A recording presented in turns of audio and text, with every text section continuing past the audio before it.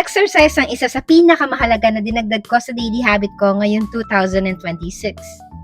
Nakakaganda kasi ng circulation ng blood and of course, iwas sa katamaran ng katawan. After ng exercise, sasama ako para magwalis sa mini tumana namin.